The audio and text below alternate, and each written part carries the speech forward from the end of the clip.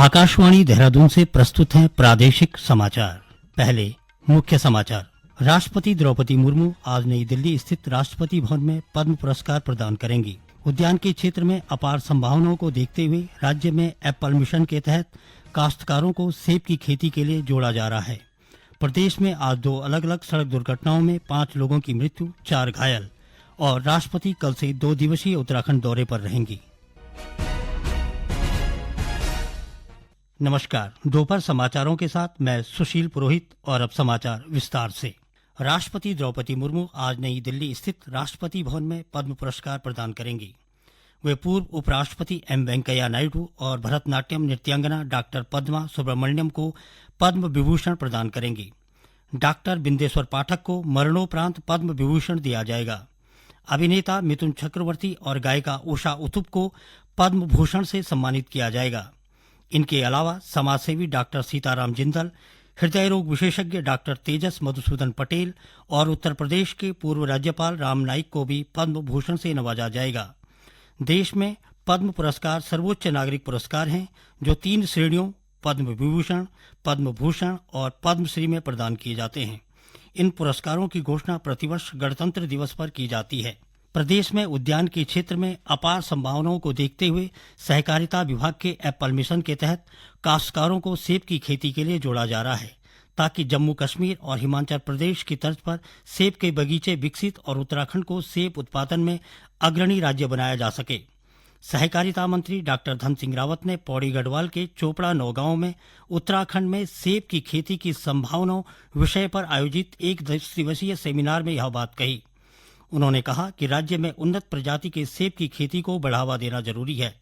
इस तरह के सेमिनार न केवल जागरूकता के लिए बल्कि भविष्य की योजनाओं के लिए भी महत्वपूर्ण हैं। उन्होंने कहा कि सरकार की ओर से सेब की खेती को प्रोत्साहन देने के लिए कई योजनाएं संचालित की जा रही हैं। उन्होंने कहा कि राज्य की जलवायु सेब उत्पादन के लिए काफी मुफीद है। ऐसे में यहाँ सेब उत्पादन को बढ़ावा मिल सकता है। राज्य सरकार इस दिशा में काम कर रही है और काश्तकारों के लिए कई योजनाएं चलाई जा रही हैं, जिनका लाभ काश्तकार उठा रहे हैं। उन्होंने बताया कि सेब की खेती को प्रोत्साहित करने के लिए सहकारिता विभाग की कृषि ऋण योजना के अंतर्गत 1000 सेब के बगीचे विकसित करने का लक्ष्य रखा गया है। इसके लिए प्रदेश भर में सेब के 17 क्लस्टर तैयार किए गए हैं। लोकसभा सामान्य निर्वाचन 2024 के दूसरे चरण के लिए प्रचार जोरों पर है। राजनीतिक दलों के नेता अपने उम्मीदवारों के समर्थन में रैलियां और रोड शो कर रहे हैं। दूसरे चरण में केरल में 20, कर्नाटक में 14, राजस्थान में 13, उत्तर प्रदेश और महाराष्ट्र में 8-8, मध्य प्रदेश में 7, असम और बिहार में 5-5, पश्चिम बंगाल और छत्तीसगढ़ में 3-3 तथा त्रिपुरा और जम्मू कश्मीर में 1-1 सीट पर 26 अप्रैल को वोट डाले जाएंगे। प्रचार कल समाप्त हो जाएगा। गौरतलब है कि लोकसभा चुनाव के पहले चरण में 19 अप्रैल को उत्तराखंड की सभी 5 सीटों पर मतदान हो चुका है। प्रदेश सरकार ने आगामी 10 मई से शुरू होने वाली 4 धाम यात्रा को लेकर तैयारियां तेज कर दी हैं। 16 अप्रैल से अब तक कुल 12,48,131 पंजीकरण हुए हैं। सर्वाधिक 4,22,129 पंजीकरण केदारनाथ धाम के लिए हुए हैं। वहीं बद्रीनाथ के लिए 3,56,716, यमुनोत्री के लिए 2,19,619, गंगोत्री धाम के लिए 2,31,983 और हेमकुंड साहिब के लिए 17,684 पंजीकरण हुए हैं।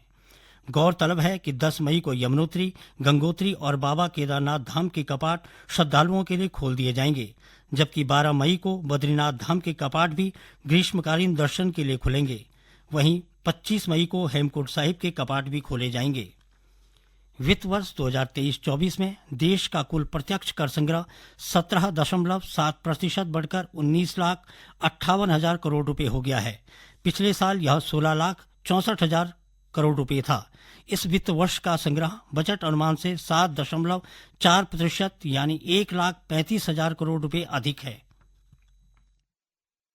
ये समाचार आकाशवाणी के देहरादून केंद्र से प्रसारित किए जा रहे हैं। ताजा समाचार के लिए आप हमारे फेसबुक पेज आकाशवाणी समाचार उत्तराखंड और ट्विटर हैंडल @AIRnews_DDN को फॉलो कर सकते हैं। ये समाचार यूट्यूब चैनल आकाशवाणी समाचार उत्तराखंड को सब्सक्राइब कर सुने जा सकते हैं। साथ ही ये समाचार आकाशवाणी की वेबसाइट www.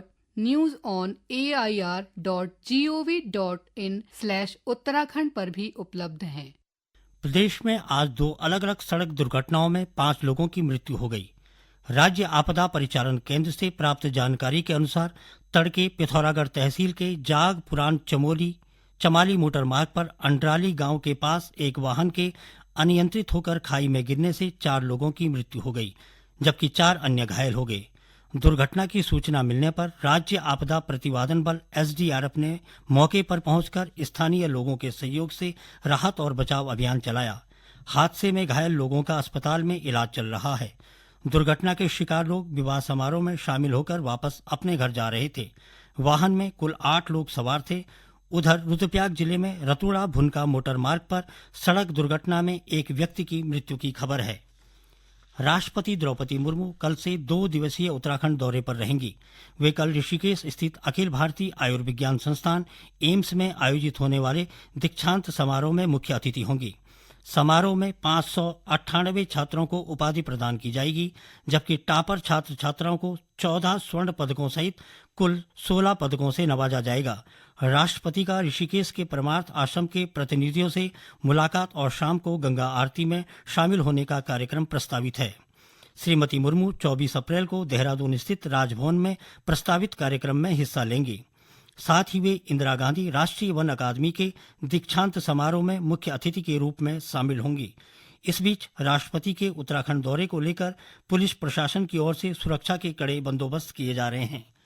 देश के पूर्वी भागों में अगले 4 दिन लू का प्रकोप बना रहेगा। मौसम विभाग के अनुसार ओडिशा, पश्चिम बंगाल, झारखंड, बिहार और उत्तर प्रदेश में अगले 4 दिन तक गर्मी और उमस रहेगी।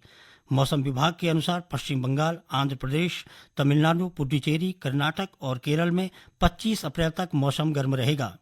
इस बीच पूर्वोत्तर तथा उससे लगते अन्य हिस्सों में अगले 3 दिन में तेज बारिश और तूफानी हवाएं चलेंगी। ये स्थिति अरुणाचल प्रदेश, असम, मेघालय, नागालैंड, मिजोरम, मणिपुर, सिक्किम, त्रिपुरा और पश्चिम बंगाल में बुधवार तक बनी रह सकती है। वहीं जम्मू कश्मीर, हिमाचल प्रदेश और उत्तराखंड में हल्की से मध्यम बारिश, बर्फबारी और आंधी तूफान के आसार हैं। राजस्थान और उत्तर प्रदेश में बारिश, आंधी तूफान और तेज हवाएं चल सकती हैं। पिथौरागढ़ जिले में मुनस्यारी के मापांग के पास छिरकानी में ग्लेशियर खिसकने से मुनस्यारी चिलम मार्ग के बंद होने की खबर है। मार्ग बंद होने के कारण लगभग 13 गांवों के लोगों का आवागमन प्रभावित हो गया है। सबसे अधिक भेड़ पालकों को दिक्कतों का सामना करना पड़ रहा है। इस बीच जिला प्रशासन बाधित मार्ग को खोलने में जुटा हुआ है।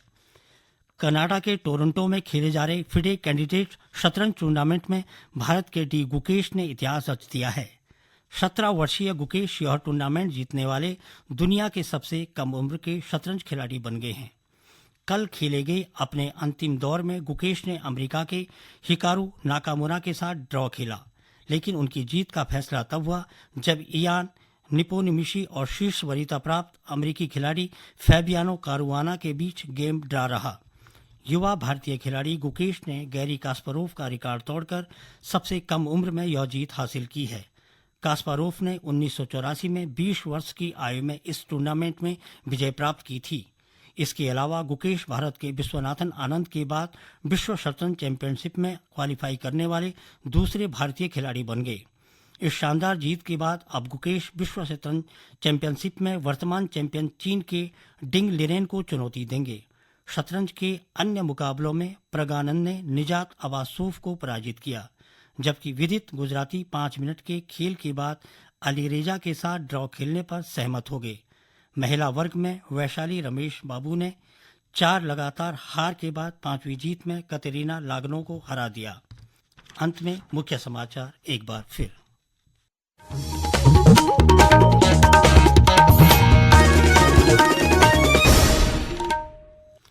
राष्ट्रपति द्रौपदी मुर्मू आज नई दिल्ली स्थित राष्ट्रपति भवन में पद्म पुरस्कार प्रदान करेंगी। उद्यान के क्षेत्र में अपार संभावनाओं को देखते हुए राज्य में एप्पल मिशन के तहत काश्तकारों को सेब की खेती के लिए जोड़ा जा रहा है। प्रदेश में आज 2 अलग अलग सड़क दुर्घटनाओं में 5 लोगों की मृत्यु, 4 घायल और राष्ट्रपति कल से 2 दिवसीय उत्तराखंड दौरे पर रहेंगे। इसके साथ ही प्रादेशिक समाचार का ये बुलेटिन समाप्त हुआ। नमस्कार।